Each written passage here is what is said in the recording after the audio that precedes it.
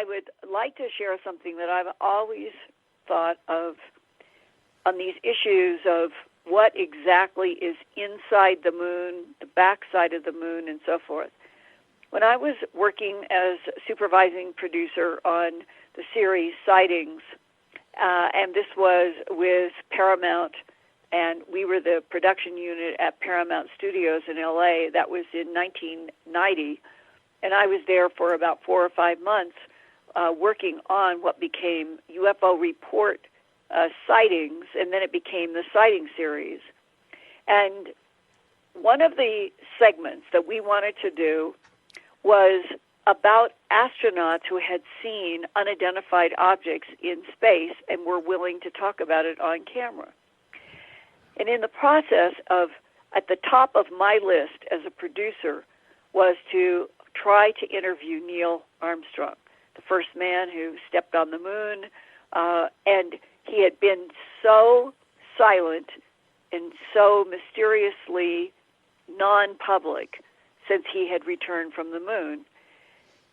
So I was able to get in touch with a pilot who had been a good friend of Neil Armstrong's back at their very early ages, in their early 20s, when they were both jet pilots. And that man sat down and said, look, I'll tell you why I don't think he will ever talk to you or anybody. And that was such a shock. And why? I mean, he's the first man who stepped on the moon. And the pilot said, well, he and I are really good friends, and I've known him since we were young. And he said after he got back from the moon, and you know, he did do a ticker tape kind of parade. Yes. I think he did that much. And then he just disappeared from the public. I'm so glad you actually mentioned that, because for 20, 30 years, I thought the guy was dead, literally, until he popped in the headlines when he did pass away. That's right. No, he was very much alive when I was trying to produce this segment for Sightings at Paramount in the spring. It would have been the spring of 1990, because our broadcast of the pilot was October of 1990. So I'm now, my ears are glued to what is he going to tell me is the reason that Neil Armstrong would never tell the story of getting to the moon to television.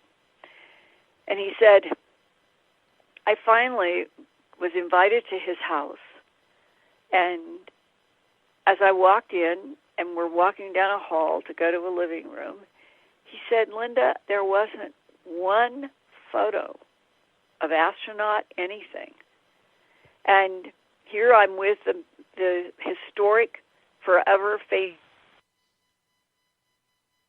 Oh, we seem to have dropped her. Everybody hang tight. We'll bring her right back. You that was knocked off, and everybody else is still here. But you were literally just saying, as you were walking in the hallway and you saw no photos, and then you got cut off. I wonder, how am I selectively disconnected by these, whatever it is that monitors us? Anyway, that's a shame. But here, so we're walking down, he is walking down the hall in the house with Neil Armstrong, and they sit down. And he asks him why he doesn't have any photos of his astronaut days. And he said that Neil Armstrong looked down at the floor and then said with a low voice something like, there were 3 of them over the crater, and they ordered me to move the LEM. Remember that? The LEM, how it moved suddenly with all the dust? Yes. For those who watched the 1969 landing, as you're coming down, NASA was on a delay. A lot of people don't realize that. There was, I think it was a 5 or 7 second delay, right? Oh, absolutely, because you had to send a signal from the moon. Yeah, so the way the pilot is explaining it, because I remember this dramatically, they're coming down, and then all of a sudden, there is you see motion and movement and dust, and the NASA radio guy who was giving the play-by-play says, oh, there was something about the ground was going to be too rocky, so they turned the LEM to land and the pilot says that was not Eagle, true. you're looking great. Coming up 9 minutes. We're now in the approach phase. Everything looking good. Altitude 5,200 feet. Manual attitude control is good. Roger, copy. Altitude 4,200. Houston, you're a go for landing, over. Roger, understand. Go for landing. 3,000 feet. Top alarm. 1201. 1201. Roger, 1201 alarm. We're go. Same type. We're go. 2,000 feet. 2,000 feet. Into the ag. 47 degrees. Roger. 37 degrees. Eagle looking great. You're go. Altitude 1,600. 1,400 feet. Still looking very good. Roger, 1202. We copy it. 35 degrees. 35 degrees. 750. Coming down to 23. 700 feet, 21 down. 33 degrees. 100 feet down at 19. 540 feet down at 30. Down at 15.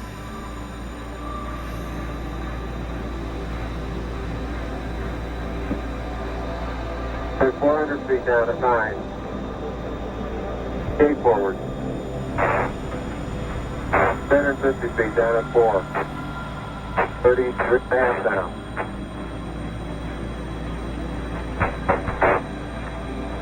They're eggs on the horizontal cluster. 300 feet down, 3.5. 47 forward. Put up. And 1.5 down. 70.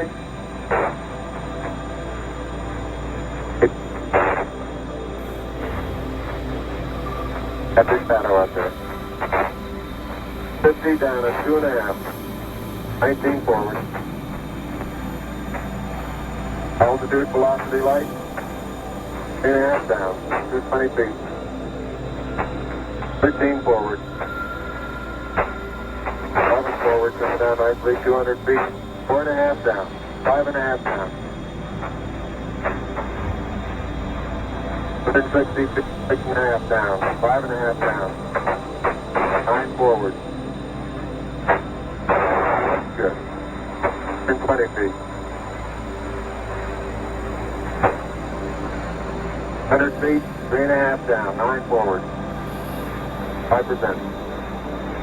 How many bites? 75 feet. That's looking good. Down a half. 6 forward. 60 seconds. Lights on. 6. Down 2.5. Forward. Forward. 40 feet down 2.5. Picking up some dust. 30 feet, 2.5 down. Fake shadow. 4 forward. 4 forward. Drift into the right a little. 6. Down a half. 30 seconds. Forward.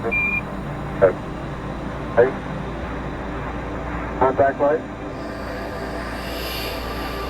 Okay, engine stop. ATA at a descent.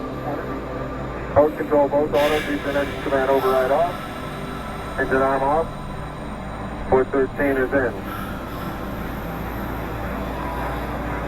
We copy you down, Eagle.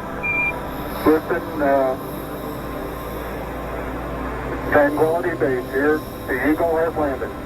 Roger, Tranquility. We copy you on the ground. You got a bunch of guys about to turn blue. We're breathing again. Thanks a lot. Thank you. You're looking good here. Okay, we're going to be busy for a minute. That what all that was about, if you go back and look at whatever videos out there now of that landing, that when the LEM suddenly moved in a kind of a jerky way, and there was a lot of dust, that it was because Neil Armstrong and the other guys saw 3 silver discs lined up over a crater that would have been seen by the camera, and they communicated with NASA that there were 3 things there, and NASA said, turn the LEM. And they landed in that chaos because there were 3 silver discs parked in the air over a nearby crater. And there's actually some great NASA footage, though some people believe was hoax, but it appeared in this very famous documentary from the early 90s, UFOs Above and Beyond, where it actually showed these giant objects parked literally right by a crater, one of the several craters on the moon. Now, here's the anomaly that I never understood. Can we just ask a question here for the audience and pose it? I've seen the same photos, and what I have wondered, are they created in some kind of a Photoshop for people to put up at websites to get clicks to make money? So many people are doing that. I think it's unethical. But people are doing that. And so it makes it so hard for those of us who are trying very hard to understand what the facts are. The story, I completely believe from the pilot. But I don't think that any of those real photos have been leaked, have they? Wouldn't these be something Photoshop based on hearing stories like what I just told you? Why is it that Buzz Aldrin does a lot more talking? As a matter of fact, he appeared in a very famous movie, a very fictional movie, Transformers of all that. I mean, that was a child's toy. I remember that when in the early 80s, it was very popular, that and I think Tron or Voltron or something like that. But regardless, Transformers, he appeared in it, and with a very straight face in I think it was the second part or the third part, I don't remember which of this part of the series, because there have been so many at this point. He actually came in the movie and said that when him and Neil Armstrong landed on the moon, that they encountered an unknown species, an extraterrestrial species. Now, again, this was in a movie. Why would they allow him to say such a thing? I mean, wouldn't it discredit NASA? Well, see, I don't know. What I just told you was from a pilot. He would be then firsthand, right, to the story. He was there with Neil Armstrong as a buddy in Neil Armstrong's house. So that's what you call first-hand testimony. He was one of 2 people, and he's describing. And you really, to make a strong, credible story, you usually need everybody that's involved. You want to go on the record, but we never could get Neil Armstrong, which sort of reinforced what the pilot said. Now, when you jump to somebody saying that they heard about X occurring, then you're removed from the first hand. And that's why this, right now, the web and the internet, it is so filled with what I call chaff. It's in all of us every day now who are interested in actual facts and news. One of our biggest challenges is separating out what is real and what is not real, because you got all these people that want to just put a headline up. They don't really care what, just so people will click on their website. Even if people are disgusted after they click on the website, then that person is adding up those clicks for money. And we need to be in a more ethical world where facts are given some respect, and that we really know that we're going to legitimate news. Well, that's why, in my case, I have a very short list. Anything that comes up that appears to be over the top, I always check with what The Guardian is reporting, what the BBC is reporting, the New York Times, the Washington Post, and a couple of others, and then have my own military and intel sources to get in touch with on cases that might be controversial in that area, because you can't trust the web anymore. I'm glad you brought that up because it's actually a double-edged sword. On one hand, you have this free flow of information where anybody can be a movie producer via YouTube. For every minute watched, I was told by a YouTube advisor that there are 300 minutes or 300 hours uploaded. That is just an astronomical number. And 20, 30, I'd say 30 years ago, before people had the ability to create blogs and to create stories or to create websites that glorify stories that are chaff, the way you put it. That's where the double-edged sword comes from. So on one hand, we have the free flow of information. On the other hand, forgive me for saying this, we have the crap that comes in that really, really just muddies the water for us trying to get to the sources. And I'll give you another part of the internet world today that is so unfair, and that is I know how hard that I work on trying to understand and report in difficult subject areas such as the alien presence as it has been described by various people, politically, military, and intel on this planet, and all of the ramifications that fall out from those two words, alien presence. And that ranges from technologies, back engineering, what types, to what end, what agendas, who's friendly, who's not, how deep are the cover-ups, how deep are the layers of the games that are being played. And then I will, out of lots and lots of interviews and reading and research and in the field, there are certain things that begin to crystallize in my own mind as being a reality that is not really in the radar of the planet. That doesn't mean that it's not a reality, because when you get into the whole world of whistleblowers and people in human abduction syndrome, a person who is in an investigative role as I am, you hear the largest bell-shaped curve of everything possible.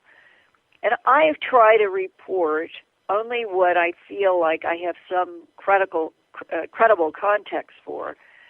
And I think one of the most important subjects that we all need to understand more about in order to understand whatever the alien presence is, has to do with the what I call alien self-activating software.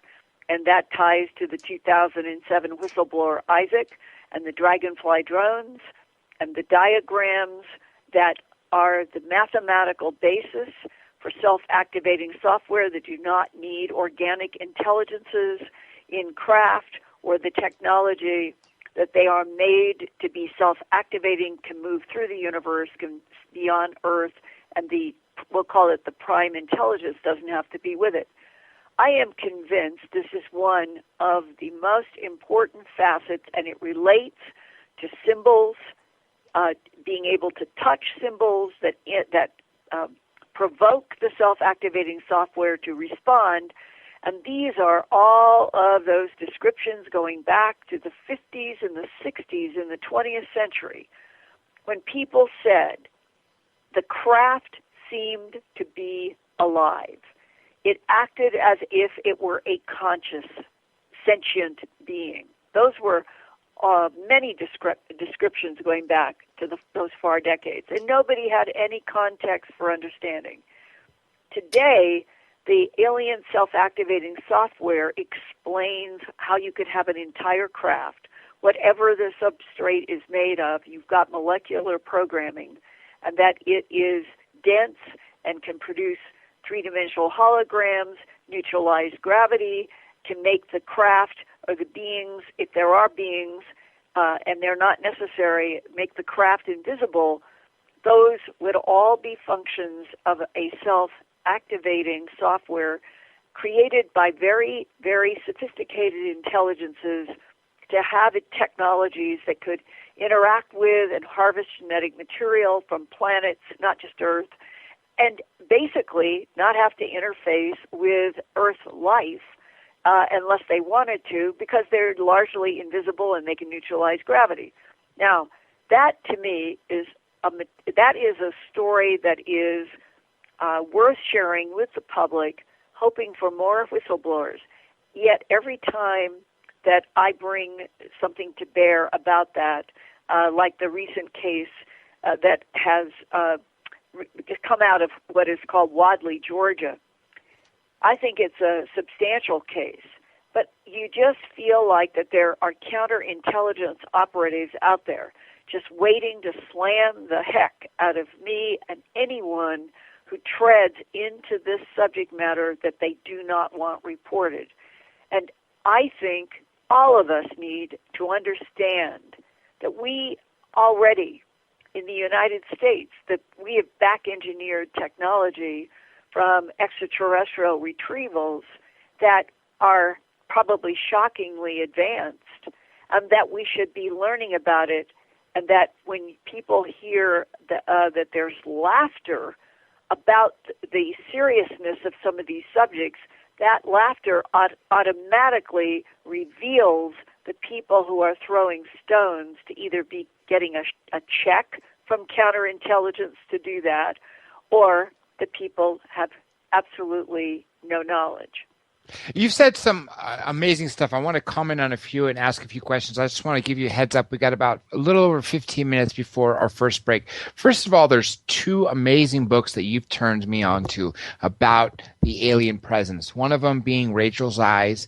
I believe Helen Luttrell was the author, which just blew my mind away to know that there were programs where they were trying to take either a hybrid or it was maybe a full-on ET and mix it in with humans in a college wearing a floppy hat, sunglasses, and all this other stuff. Like she had no bones, I remember. And the other book, UFO Highway by Anthony Sanchez. Right. Those two books, I think, knocked me off my socks and blew me out of the water with regards to what I thought I knew. I mean, it seems like the more we go down the rabbit hole, the bigger.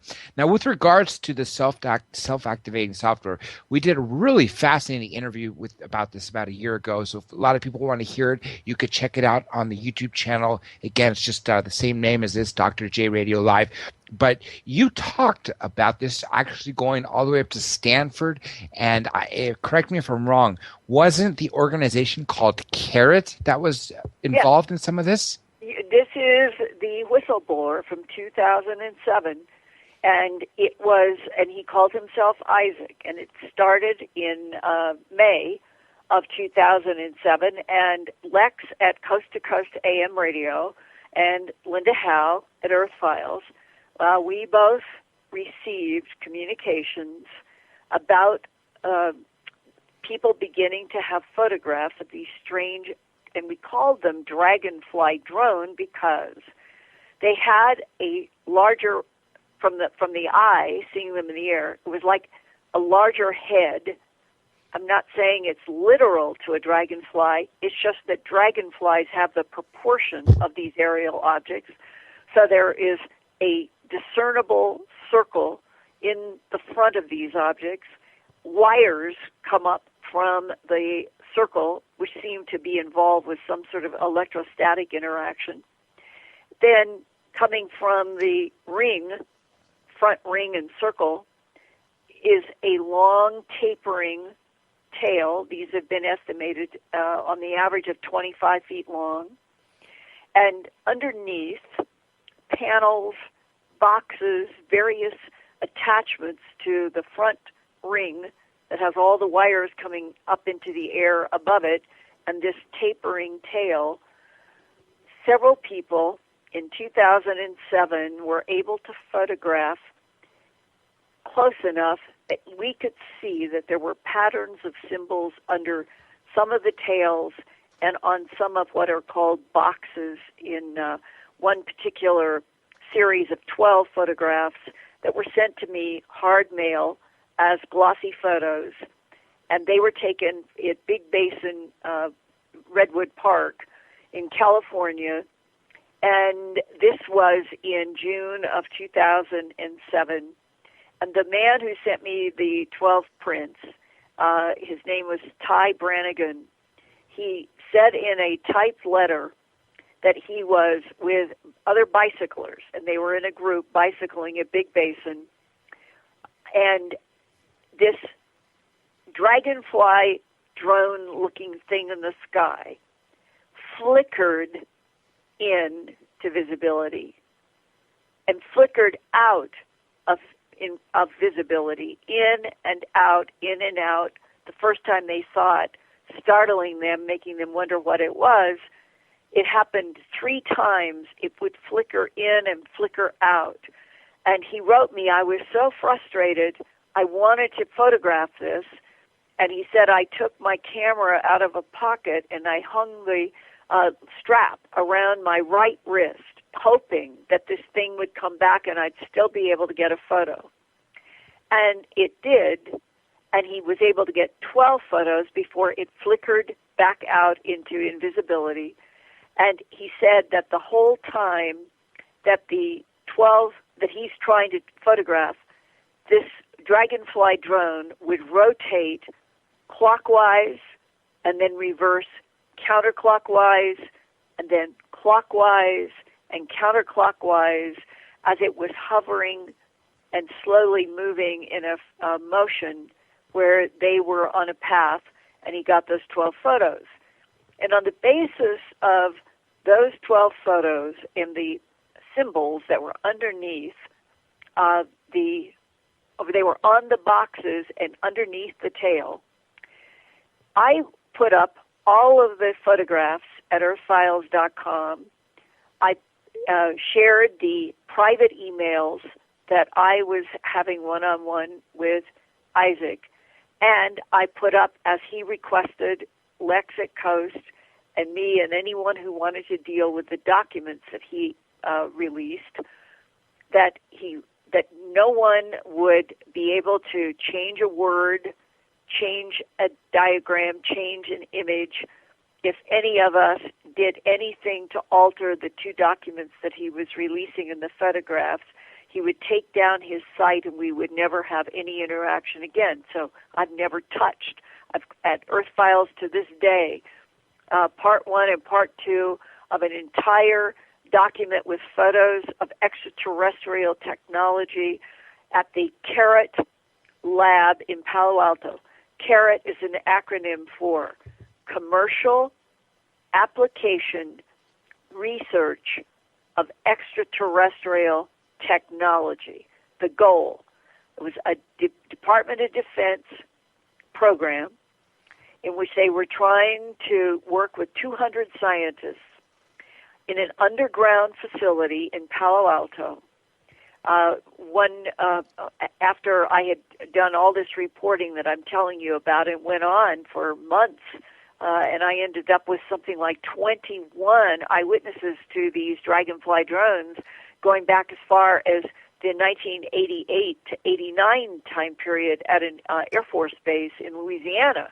There was a widespread of eyewitnesses. But as this went forward, and I am getting communication in addition to what Isaac was releasing, a man who identified himself as working for a large corporation in Palo Alto said, I am trusting that you will not ever share my email, my name. I just want you to know. He said, I have studied everything that you have reported from Isaac about CARET and your own other investigations and reports about other eyewitnesses. And he said, I want you to know the CARET document is real. The lab, I know for a fact, is underground. And in the 80s, if you had been in Palo Alto and you knew what to look for, you would have thought you were passing a library with trees. I'm glad you brought that up because that's... Yeah, the installation of all the labs and the DOD and the security with all their guns and all the scientists trying to back engineer this ET technology that is self-activating was underground. The fact that it's disguised as a library, and this is just literally in plain sight. I'm sure thousands, tens of thousands of people travel by this all the time, and never would you know what's really going on there. Now, with regards to CARET and the acronym you gave us, the fact that it's the whole operation is to try to reverse engineer this extraterrestrial and apply it. That is commercial application research of extraterrestrial technology to get extraterrestrial technology patented into American corporations and in our buying and selling world. And isn't that precisely what Philip J. Corso said his job was in 1960s, working for General Trudeau in the Pentagon, who was having Corso hand deliver what were identified as extraterrestrial technology retrieved from a variety of crash sites or disk sites. Some of them weren't even crashes. It was as if the extraterrestrials were putting down craft, almost like, here, take this, see what you can learn from this. And General Trudeau and President Eisenhower's goals were to get extraterrestrial technology as fast as possible inside of hand-picked, selected corporations where only one person might actually know the source, and that if they could get the back engineering patented, that would then protect this physics, this science, in American corporations, keep it out of the hands of perceived human enemies such as Russia and China and so forth, but get it into the American mainstream.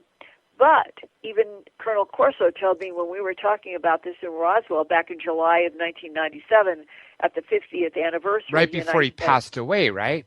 Yes, he died in 98, and I met him on July 4th, 1997 in Roswell, where I and Stanton Friedman and a few others had been asked to speak in the events that were being covered by television there, and Colonel Corso was just getting his book, The Day After Roswell, out to the world.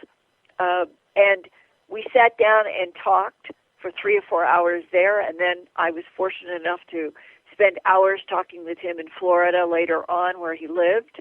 And he stressed that in this effort to get the material that was extraterrestrial, back engineered and patented into corporations so it would be in the American mainstream, that there was a huge disconnect between the black programs that were already way advanced in their effort to understand and apply extraterrestrial technology to military operations and weapons development. And that is probably the most advanced area of all of the ET application on the planet, but that things like fiber optics, semiconductors, lasers, all of that, Colonel Corso said, came from the extraterrestrial technology that we had retrieved. And Kevlar, and you actually took the word out of my mouth, Corso. Now, a good friend of mine, and I know he's a good friend of yours too. I speak to him on a weekly basis, at least, because we have to really be careful with this gentleman because he is really in his. He is, when we joked about it, he's not in his golden years. He says he's in diamond years. The Honorable Paul Hellyer. I just think the world of Paul Hellyer. Yeah, and he is the greatest and the absolute highest former politician in the G8 countries, highest ranking, to talk about this. And what convinced him that all this was real was by reading the book by Philip Corso, The Day After Roswell. Now, the reason why he was able to verify, because a lot of people had their doubts of what Corso was said, was because of his position as the defense minister of Canada. He was able to look at the names of the colonels and generals that were written, whose names were in the book, and verify the stories that were in Corso's book, The Day After Roswell. And he was told that everything he read was true. Now, isn't that a scary thought at the same one? Well, John, you need to set that context with why did Paul Hellyer ever have the book The Day After Roswell? It is because a United States Air Force general who knew Paul Hellyer, he actually sent the book to Paul and said, you've got to read this. And then later, after Paul read the book, the Air Force general reinforced that everything in this book is real and it's not the whole story. There's a lot more. And here's another thing that really impresses me about Paul Hellyer. The very first time that he asked to meet me at a conference, this is going back not long after we all learned about this dialogue and communication he had with a U.S. Air Force general after he had retired from his position of being like the Ministry of Defense in Canada, that we sat down because he sought me out, and he said, I wanted to meet you to ask you questions about animal mutilations and human abductions. And he said, and I want you to know, Linda, as we sat down at a table at this conference, I don't know anything. You've got a lot in your books and your television and your radio, and you know more than I do. But I was in a position in Canada that, for Trudeau, where I should have known everything that you know and more. And Linda, what amazes me is, while I was actually working in the Defense Department in Canada, I never saw a single document, not from the United States or anybody else, about UFO interaction. He said it's only when I left the government and the Air Force general sent me the book, The Day After Roswell by Philip J. Corso, that my mouth drops open and I start trying to make inquiries. And then we talked about something that was quite fascinating. He brought this up. He said Pierre Trudeau was the Prime Minister in Canada when I was working in the what would be the Defense Department. And he said, I think everybody understands historically that there was a great deal of tension between the United States government and the Pierre Trudeau government. And it's probably true that the United States didn't want to share anything about UFOs while Trudeau was Prime Minister. Therefore, I, in the Defense Department, would not have received what I should have received about events that were even taking place around our borders. Now, he was so honest about that. He never claimed to have any knowledge while he was actually in the Canadian government. It's after he was out and the general from the United States did him the favor of sending him the book, and then he read it, and he said, Linda, when you read that book, and you understand that the Air Force general who was talking to me said, everything in that book is true and more. That was the kicker, and more. So the layers of knowledge about an alien presence means that it is something that is not Homo sapien, that has been on this planet for an extremely long time, I've been told millions of years, has an underground presence. What is its source? Where is the original, I'm going to say, home planet, if it isn't the Earth? And that's where you get to all of the stunning information in Helen Luttrell's book about you're on television. You're on very many shows that I could think of. You mentioned Sightings from the Past. I remember watching that, and so many others at the time of great era. And not to mention, you have your own radio show. You appear once a month on Coast and another once every week, Thursdays, on KGRA. Am I right? And then, of course, correct all those and plug in everything at this point, if you can. Well, thank you, John. Phenomenon Radio, John Burroughs and I have been doing since July 30th, and now we are at the beginning of November.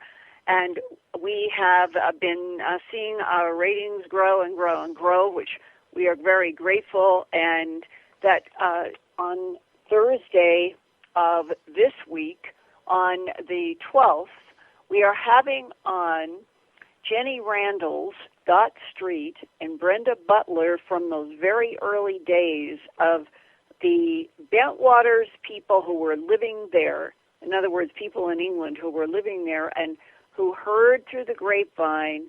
And it's so interesting that the very first gossip rumors after December 26th to 28th, 1980, from locals to people who were trying to investigate, included always that there had been a UFO and aliens involved in the incidents at RAF Bentwaters Woodbridge 26th to 28th. When you go back to all of the earliest writings, and Jenny Randall's did a book with Dot Street and Brenda Butler called Sky Crash. It came out in 1984, and 7 years later in 1991, Jenny did a really actually quite a remarkable follow-up book called From Out of the Blue, the incredible UFO cover-up at Bentwaters NATO Air Base. And the cover, believe it or not, I have one of the original books right in front of me now because we're doing this week. And it shows three gray beings underneath some kind of a craft in some kind of weird light. That was the cover in 1991. Most people didn't know. Most people didn't know this book had been released. And Jenny is going to share with us some of the first-hand interviews that she did with a resident who was there who saw a huge craft at midnight, right out as Christmas was turning into the December 26th. At 1 o'clock, she talked with people who had first-hand knowledge about the radar operators in Middlesex who were tracking something the size of a 747, but it was going at first at tremendous speed, and then it would slow down, and then it would go at a tremendous speed, and then the radar operators told her that they tracked whatever this was right down toward RAF Bentwaters Woodbridge. And it was only last year that the former deputy base commander of RAF Bentwaters Woodbridge, Charles Halt, Lieutenant Colonel Charles Halt, went on the record in a press conference when he was back over in Suffolk County to speak that he had confirmed as the former deputy base commander that there were multiple radar films that tracked unknowns, unidentifieds, on the nights of December 26th, 27th, and 28th, all 3 nights, moving into Rendlesham. In 1980, of course, 35 years ago. Exactly. And now, in this program that John and I have been working on, we are trying to look at this as a hugely multifaceted phenomena that had interaction with then NATO's largest air base, jointly operated by the UK and the US, that involved dozens of people, literally. But John Burroughs is the only known person at RAF Bentwaters Woodbridge between December 26th and 28th, the only person twice engulfed in the strange light. And the consequences for him, as there have been consequences for many other people there, have only in the last year or two have we gotten documents which talk about unidentified aerial phenomena at Rendlesham Forest near Bentwaters, in which there is non-ionizing frequencies that can, quote, manipulate human minds and damage human tissues. That is the now much talked about Condign project. And what we are trying to do on this 2-hour program each Thursday on KGRA is go deeper with people than most people have ever heard before, and keep widening the scope of where our Bentwaters propels us. And we are definitely going to be going into things including quantum physics and time and dimensions and all of that. And so that is one of the big circles in my life. Then the Coast to Coast AM, I do 3 hours the last Thursday of every month, unless it's a holiday like Thanksgiving and Christmas, and then we move it back a week so that I can have a holiday, and George does the same thing. But I'm trying to always be focusing on breaking news in science and environment and real X-Files, and I've been doing that on Coast since 1995, first with Art Bell, and then starting in 2004 with George Norrie, and doing the last Thursday of every month for the last, I think it's 10 years.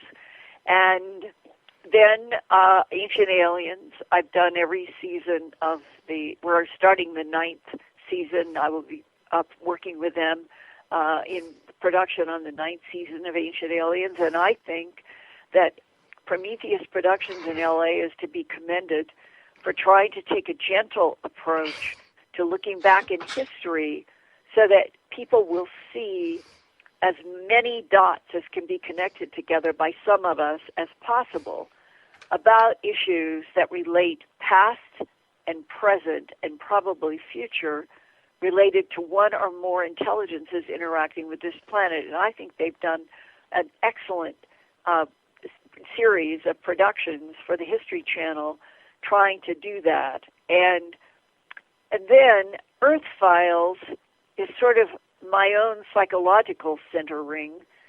I have produced television shows. I've tried to figure it out. I think it's 5,000 radio programs now.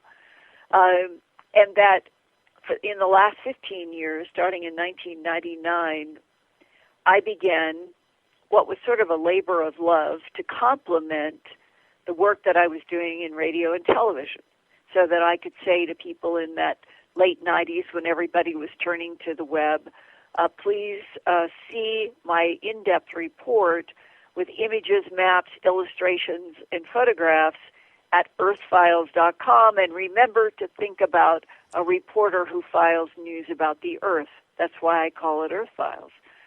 And I don't know what I thought would be the evolution of Earth Files, but I can say happily today that over the last 15 years, earthfiles.com is where the beginning of all my research is, that goes out like hubs on a wheel to you, to Coast, to Whitley Strieber in Dreamland, to Ancient Aliens, to conferences. I'm going to be doing this coming weekend, the 13th, 14th, 15th of November. I am an honored producer at the Mississippi International Film Festival in Jackson, and they will be screening a hour that I did and produced a few months ago about all of my research into Göbekli Tepe in southern Turkey, where I traveled, and how it ties into this concept of self-activating software that can be in stone, it can be in metal, it can be in crystal, it can be in a variety of substances, as long as certain frequency fields can be applied where the symbols and the patterns are. And throughout the history of this planet, that self-activating software might begin to explain why Stonehenge was built even the relationship of the pyramids, if you accept what I think is increasingly becoming clear, that 5,000 years ago, 12,000 years ago at Göbekli Tepe, millions of years ago, that there have been non-human intelligences that have interacted with and terraformed this planet for their own ends, their own gains, and how they operate in terms of self-activating software and using frequencies that can neutralize gravity, move 100-ton stones, cause invisibility when they so choose not to be visible to surface Earth life, and can project three-dimensional holograms that the current model of standing-up primate cannot tell. An extraterrestrially projected hologram from something around us that we see every day, and therefore it is the perfect cover for being an alien presence on a planet without the surface Earth life, i.e. humans, knowing even that they are there monitoring, harvesting, and terraforming among us. And that is the key to the whole issue of hybridization. And that hybrids and the hybridization theme, you will be hearing more and more about it. I was just asked to write a comment for a book that will be coming out called Meet the Hybrids. And this is a theme that for some reason it had been talked about 20 years ago, talked a little bit more about 10 years ago, but never really broke into the public until just the last 3 years. And we're going to be hearing a lot more. And I try to say to people, the idea of a human ET hybrid, I'm not afraid of it. I want to understand it. If we're on a planet where there has been an alien presence that's been fighting for its own survival in life for millions of years in different solar systems and ends up here, I would like to understand why. That is the Anthony Sanchez book. Helen Luttrell has the same story, both from Air Force colonels. Everybody on this planet should be exposed to whatever is we'll call it the secret black government knowledge about extraterrestrials getting to Mars, going to Sirius B, coming from Zeta Reticuli, 1 and 2 binary system, all of it that is described in the Helen Luttrell and Anthony Sanchez books. We all need to be exposed to the biggest picture possible so that we are strong in our knowledge and that we won't be broadsided in mind, body, and spirit if extraterrestrials are finally introduced on this planet. And everyone wants to know, are there friendlies, are there hostiles? I do not know a single military person that I've ever talked to who hasn't said, it's my understanding there are friendly ETs and there are hostile ETs. It's just like planet Earth.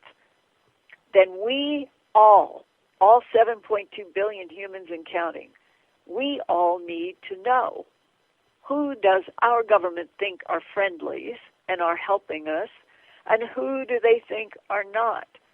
Everybody should know this. This is not something to run from or panic over. This is called growing up into adulthood in our relationship with a universe that is not cuddly, that is very difficult to work in and move through unless you get help from the other advanced intelligences. I'm so glad you brought that up. First of all, let me throw in a couple things. Everybody out there, make sure you do check out the Maze of Deception series that Linda has on YouTube. I believe it's youtube.com/earthfiles. Am I correct? Well, if there is, I didn't put it there. I've done the Maze of Deception in Earth Files, and it's a huge and very important series from my point of view. What I find, and I don't know what to do about it because my goal is to get information, is that people come and take an awful lot of things from Earth Files, from my videos, from my conferences, and they put them up at YouTube without ever consulting or asking me.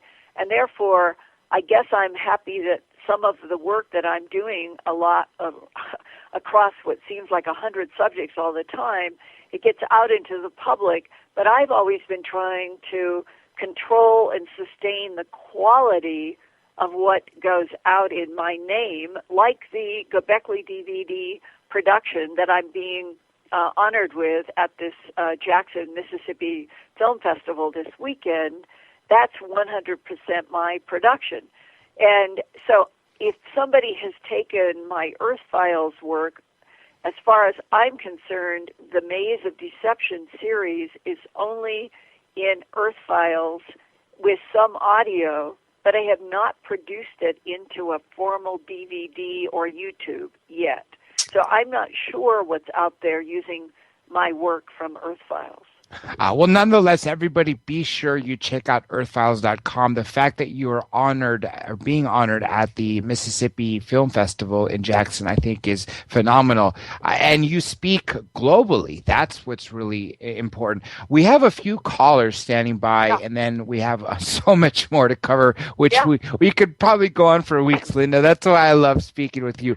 I'm going to go in order. The first one you probably know. This is a Skype caller. He goes by Adam, and from when I spoke to him in the past, you two should know each other. Okay. Adam, you still there? You got to unmute, Adam. Okay, can you hear me? There we go. Sorry about that. First time Skyping. So, hi, Linda. We talked in 2013 on the telephone, but that was by my birth name. On the internet, I'm using Adam. Okay. So you're probably confused. You don't remember me, but I had a. Well, if we were able to talk about whatever we did the interview about, I would probably remember. But what I hope the audience will understand that I'm trying every month. I am probably doing recorded phone interviews with at least 20 different people, and you multiply that times 12 months. And if you go back 3 years, you're in hundreds of interviews. And Earth Files is my archive. So if you gave me even a date, and I just look up in my archive, then I will know instantly.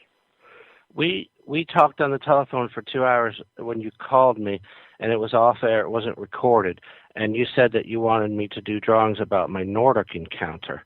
And the problem was, I felt bad about that because I backed away because I wanted to share my experience with you in a recorded interview, but I had trouble committing it to paper. I had not been talking about this for 12 years, and I hadn't been drawing, so it was hard for me to commit it to paper. But I'm working on those sketches, and I mean, I don't know if we have time now to go into any of it, but you know, I am working. I think what would be valuable.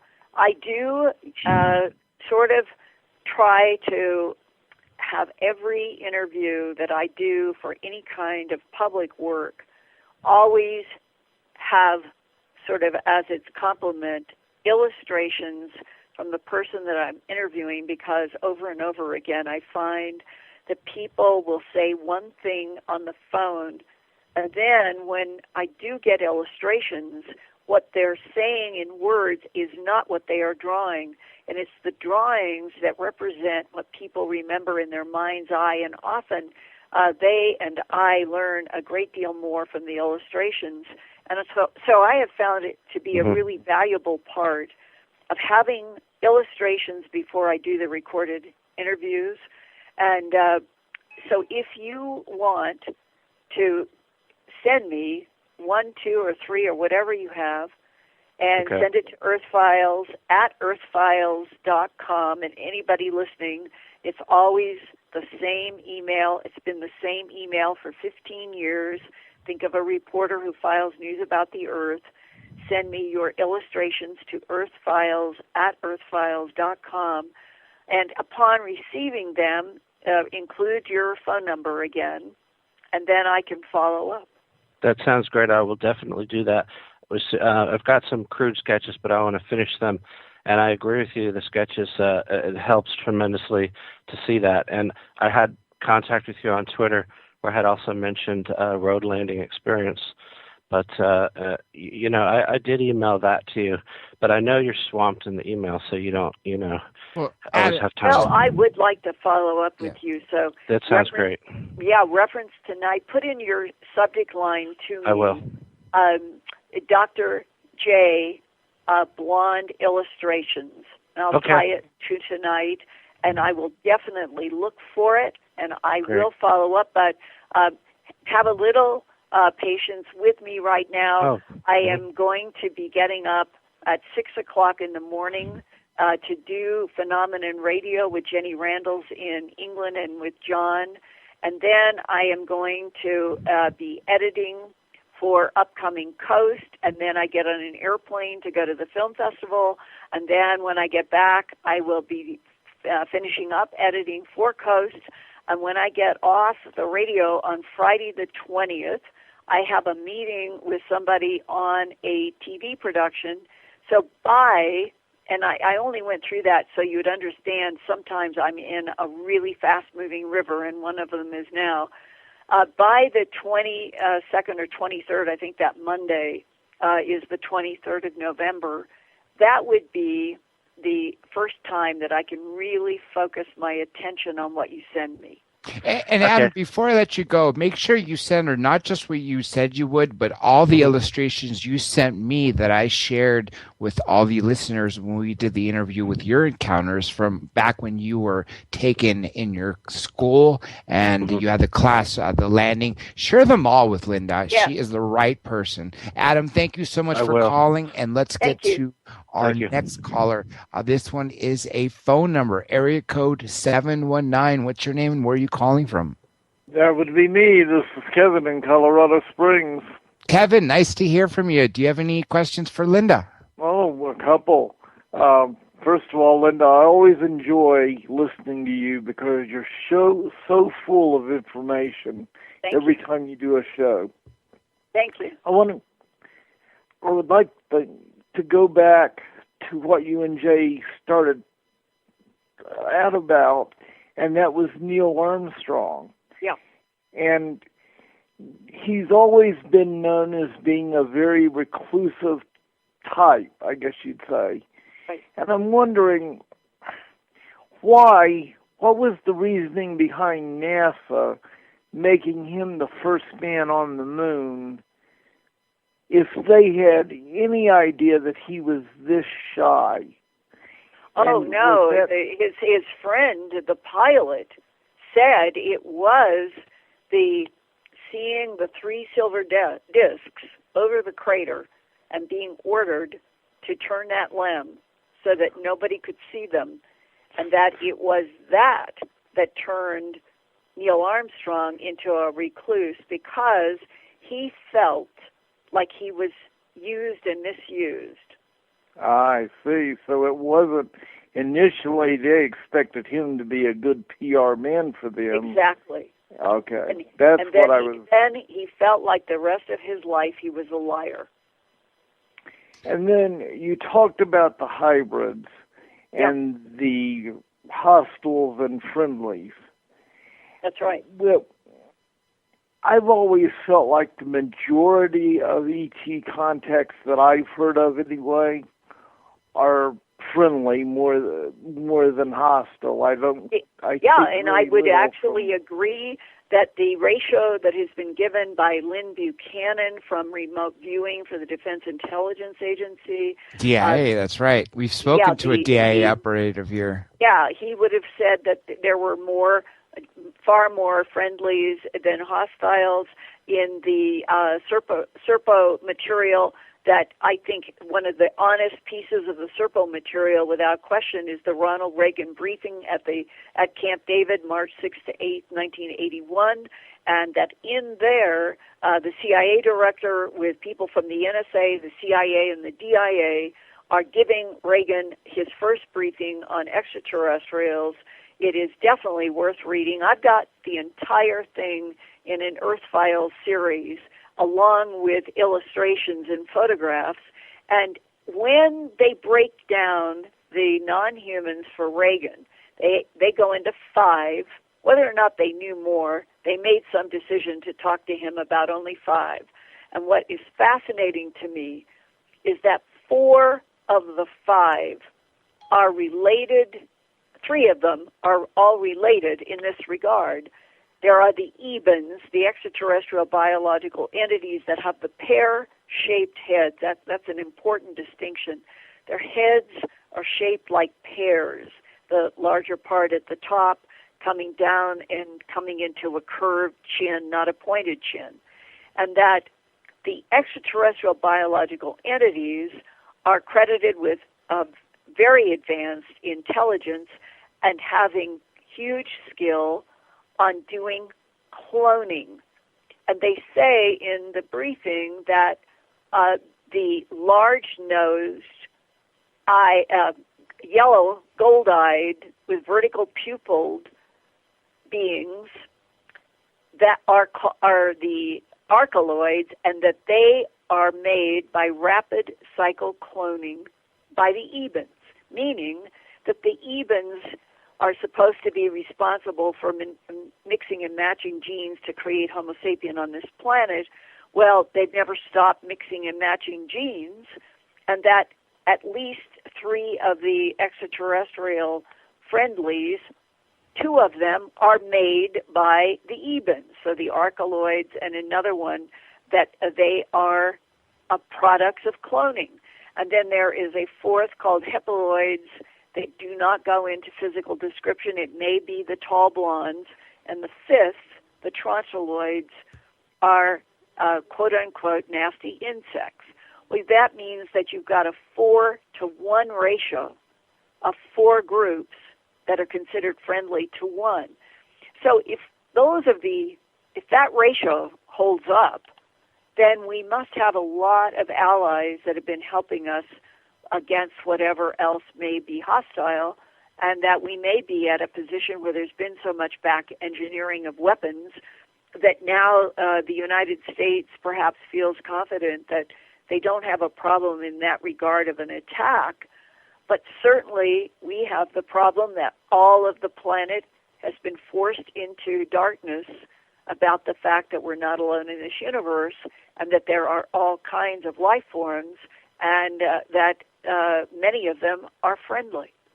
I would love to. I happen to agree with that statement, Linda, and I think there's so much proof of that, because if they wanted us dead, first of all, they would have wiped us off this planet a long time ago. Yes, yes. And it wouldn't be along the ways of the movie Independence Day. They would have done it in a way to preserve the planet for other uses. As you recall, Bob Lazar said one of the reasons he doesn't want to be the UFO guy is because it would break down the sociology, the human brain, the factor that we are special, religion. But it's time that Homo sapiens sapien grew up. That's right. To That's realize right. that we're on a planet where a 1% controls the barter system, 1% controls the politically acceptable subjects. That really, really irritates me, and that we need to get past this. 1% should not be keeping us all dumb and blind. It doesn't even matter if some of the original reasons for doing that were, quote-unquote, benign, so that poor, dumb, blind Homo sapiens, sapien humans would not be jumping off of cliffs and, it drives me crazy. We're not that weak. We're not that stupid. We are a species that should be given the respect of truth and honesty that we all deserve. And who gives the 1% the power to speak on our behalf? It's disgusting. Linda, we have a little over 20 minutes left. Okay. I want to go on whatever topics you want. There's a few more that I would love to touch base with. Before we went to break, first of all, you mentioned a very important fact that the person who was in charge of Rachel in Rachel's Eyes by Helen Luttrell was a an Air Force colonel. And same thing with UFO Highway. That's right. Sanchez contact was an Air Force colonel. Now, let me ask you this question. Who died metaphorically. It's just like the Cooper Stein at the citizen hearing in Washington, D.C. at the National Press Club on May 2013. He was briefly introduced in a tiny short video, but he was a man that I spent 2.5 days with in 1998 at his home in Florida, and that he said that for him to get out of the CIA extraterrestrial monitoring group, that they had to kill him. Wait, are you speaking about the guy who went by anonymous? Yeah, that is my story, my research, 20 parts at Earth Files. At the citizen hearing, they introduced it in a different way, but it is all work that I had done with him, and because he was threatened, after I left his house, I was going to get a crew and come back, videotape him, and sign that it would all be for posthumous release in television that I was going to produce and work, because he thought he was dying from diabetes. So did his wife when I was there in 1998.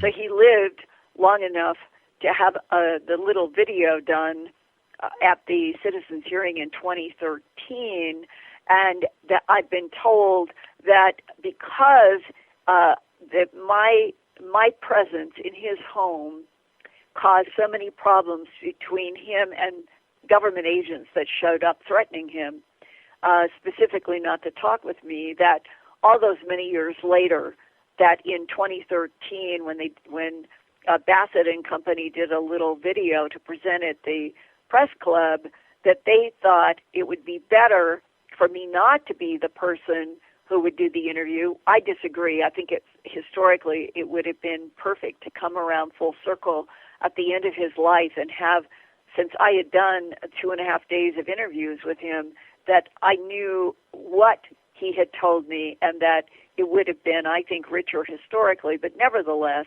I was thrilled to see that he finally, because he has passed, that at the end of his life, that he at least was able to be on video at what I thought was a very important event, the National Press Club citizen hearing.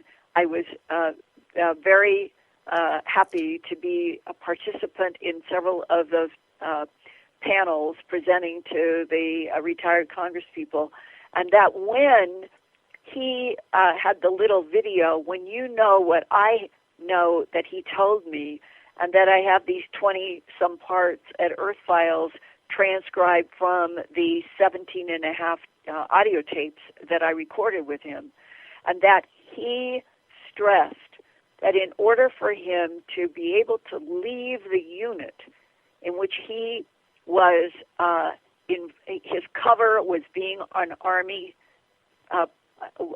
cryptographer, and he told in detail about the autopsies on extraterrestrial bodies that they watched. They had film that was coming in from around the world.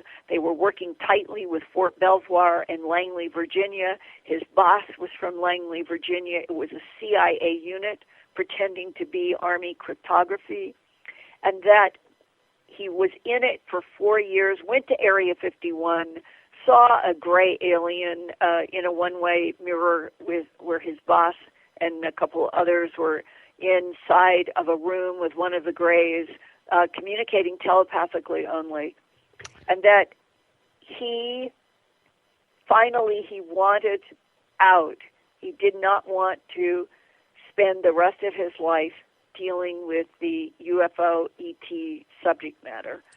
And his boss told him that the only way that he could get out of this CIA extraterrestrial unit devoted to studying, monitoring everything related to ETs on this planet, they would have to, quote-unquote, kill him, meaning he would have to die, have a death certificate and all of that, and then continue living under a different name, a different everything, and that they did arrange that for him. That is exactly what the colonel told Anthony Sanchez that he had to do in order to release the information in UFO Highway and continue to live on this planet. And you're absolutely right. Two things. With regards to UFO Highway, Sanchez says that the moment the book was to be published, that colonel had to, quote-unquote, die, like you said.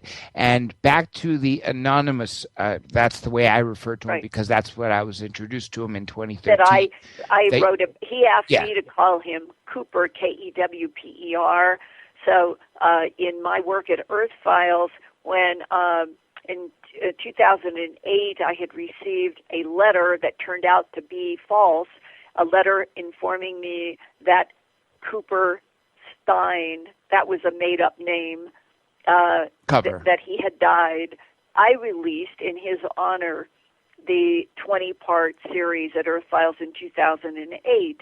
And then I learned that he had not died and that he wasn't physically at the citizen hearing. It was the little video that they presented of him.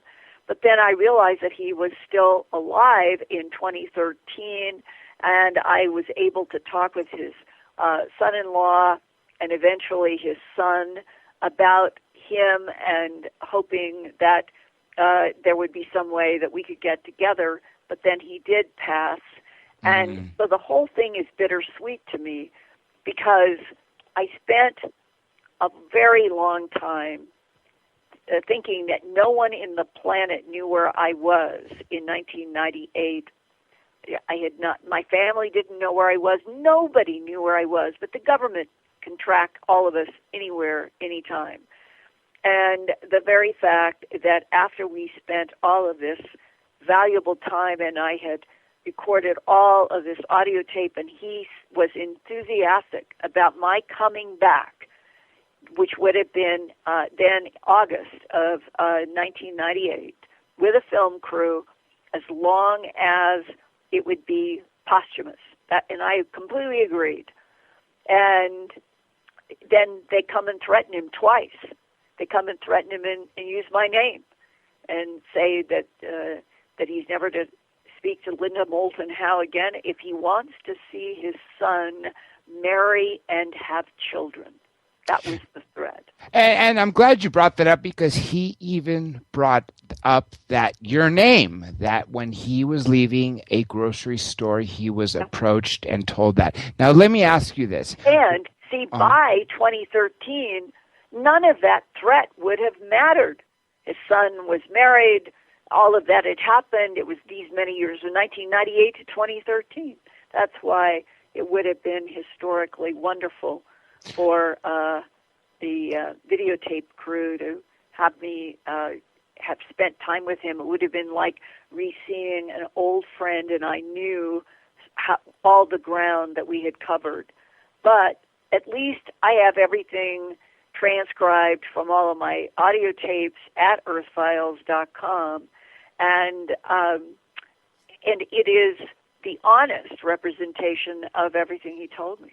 And that is honestly priceless. I have to say, priceless to have that information with Cooper. Now, when Cooper said that Eisenhower summoned him to his office, where Vice President Nixon at the time was with him, I believe it was 58, with Cooper's CIA boss, I guess, because they were both, like you said, in the same CIA unit. And apparently, as you know, 52, Truman wrote the Eisenhower briefing memo.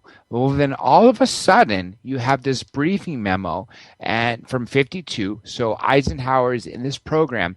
Then 58, Cooper says that he was summoned to the presidential, to meet with the president, maybe in the White House, and said that he's not getting... they were going to meet in the Capitol, and then it was moved to the old Defense Secretary. It was one of the older buildings. They decided not to have the meeting in the Capitol. Remember that? Yes. And they had a meeting in another building nearby with Eisenhower. To keep it private. Right? And there was another meeting in the Oval Office, in which Cooper and his boss from the CIA were in the Oval Office. They were waiting with some documents and photographs. Nixon was there and Eisenhower, and that the first group was from the FBI. And there was a meeting with the FBI on UFO-related matters, and then they moved to Cooper and his boss, and that it was in that meeting that Cooper got the first realization that Eisenhower had told him and his boss things that he was not going to address in the meeting with Nixon. Nixon was not hearing everything that Eisenhower knew. Now, let me pose this question to you after I pose this, what realization I had. Just to give you a heads up, we got about 10 minutes left, so I'm going to try to cram as much as possible. When Eisenhower told Cooper that Area 51 had stopped providing him information, that he was going to invade with, I believe, the 1st Army unit in Colorado. That was in that little video that they showed at Citizen Hearing. Yeah. I can say that without any question, in 1998, in those 2.5 days at his house, he never said that then. I wonder if it was because when they did that little video for the 2013 Citizen Hearing, he was already so much sicker. See, he was on shots. He was having to stop every 3 or 4 hours to do shots. Yeah, he had a 6-month lifespan at that point, I believe, right? Even less. In 1998, we thought, his wife told me she thought he was going to pass, and that she was grateful that I was willing to do a videotape that could be on television of him with a document that would be legally posthumous. Then, in 2013, the fact that he was still alive was wonderfully amazing, but I could see in the video that they had done this short video in a hotel or motel room. I could tell that he was not of mind. He was extremely sharp. I mean, the guy was really smart, and his mind was detailed and fast in 1998. In 2013, it was slow, and he was not sharp. And therefore, I'm not sure if that was something that had been colored his mind, or that it was something that was conflated with something else, a discussion that had nothing to do with what he told me in 1998. I don't know.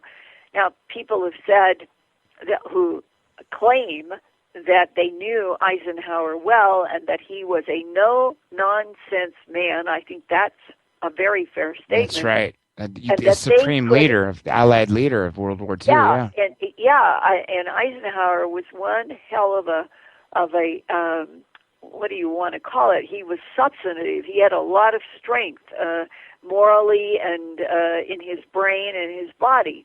And that I've heard one man, when I was talking about this, that he never said that to me in the time that I was there. This is something that was just in that Citizen Hearing video.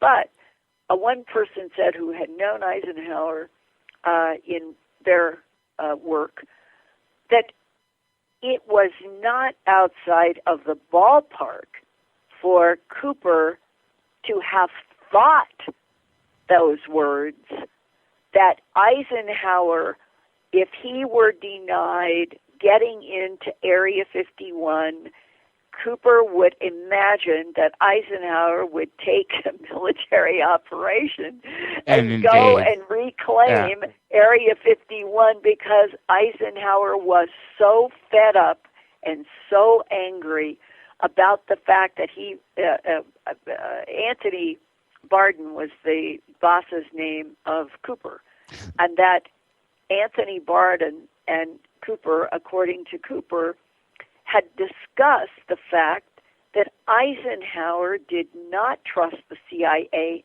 at all, thought that the CIA was a threat because of and spies. out of control, right? Out of control, filled with spies, and that this is why Eisenhower turned to General Trudeau, set him up in 1958 to be the head of R&D for the Army. With Corso. At that point, Corso said, the only people that General Eisenhower / President of the United States trusted, because this is a strong statement, the only people he trusted were the men he had known in World War II in the Army. Well, let me try to merge as much as I can because we do got about 5 minutes left. The reason why I've always wondered why did Eisenhower in 1961 say beware of the military-industrial complex? I think it's exactly this issue. Yes, exactly. Thank you. Was it because that the United States was turning into this Swiss cheese underbelly, black projects, black programs? And he and Truman obviously had set some of it in motion, but I think that Eisenhower himself was aghast at what was happening, right? And that was his warning, and that you can see whether it's metaphor, whether it was a thought, whether Cooper had ever heard with Anthony Varden at all ever about Eisenhower saying he would physically, forcefully claim Area 51. It's a thought. It's a metaphor for the thought of how serious things had gotten, and that Cooper could imagine that Eisenhower would take a military unit into Area 51 and reclaim it for the United States because it had gotten so disconnected from having any oversight by what we call our representative government. And that's a really scary thought. Linda, we have literally about 3 minutes left before I want to ask you for a final statement. I want to see if I can get this. This is trending a lot, especially because it came from earthfiles.com. If you don't think we don't have enough time to cover it, you let me know. Maybe we could do it another time. What about this new posting from today about the FLIR thermal imaging of the Great Pyramid of Giza, revealing the impressive anomaly on the east side? This is a great story, and because we are short on time, I just want to say I've got that headline at Earth Files, but I have done an interview with a Yale archaeologist who has spent 20-some years working in Egypt archaeologically. No matter how bad it's been politically, the archaeologists have still been there working. It is a fascinating interview that will be, I believe it's my lead half hour in Coast on Thursday, November 19th.